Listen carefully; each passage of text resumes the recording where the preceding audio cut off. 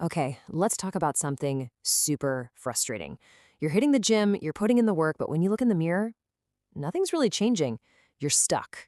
Well, we're going to solve that puzzle today. We're breaking down exactly why your hard work isn't paying off and laying out a clear plan to finally start seeing some real, honest to goodness muscle growth. So, does this sound like you? You're consistent, you're pushing yourself, but that scale isn't budging and you're not gaining the muscle you want. You've hit a wall. Look, if that's you, you're definitely not alone, and the reason why is usually way simpler than you think. It's not about working harder, it's all about starting to work smarter. So, what is the number one mistake that trips up almost every beginner? It's this: jumping straight into those complicated, heavy workouts you see online without building a solid foundation first.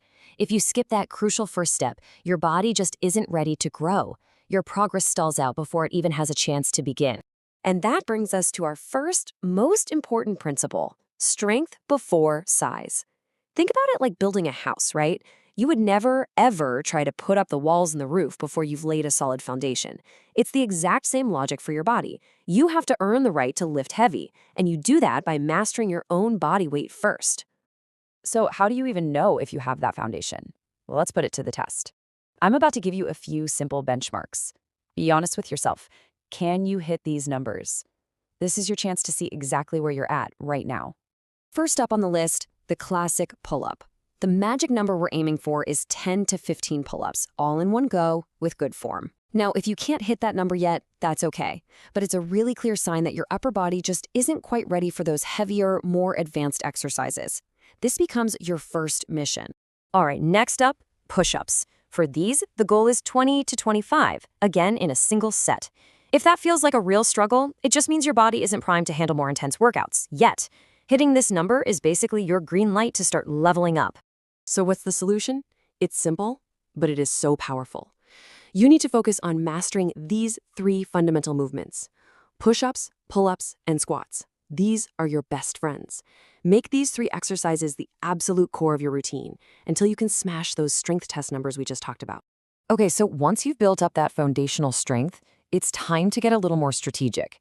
And this doesn't mean you immediately run over and grab the heaviest weights in the gym. No way. As a beginner, your approach needs to be much, much smarter. And this is where things get interesting, because we're going to flip what you think you know on its head. A lot of people think you have to lift super heavy to get big. But for a beginner, the smarter play is actually the opposite. Start with lighter weights and aim for higher repetitions. This lets you absolutely nail your form and focus on muscle fatigue, which is the real key to growth, all without that high risk of getting injured. Now, this strategy also means you've got to adjust how long you work out. A really heavy lifting session can be done in, say, 45 to 60 minutes.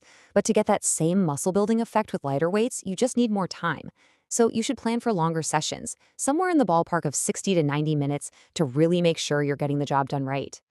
You could have the most perfect workout plan on the planet, but if your nutrition is off, you're basically trying to build a brick wall with no cement. It's just not going to work. What you eat, and just as importantly, when you eat, is every bit as crucial as what you do in the gym.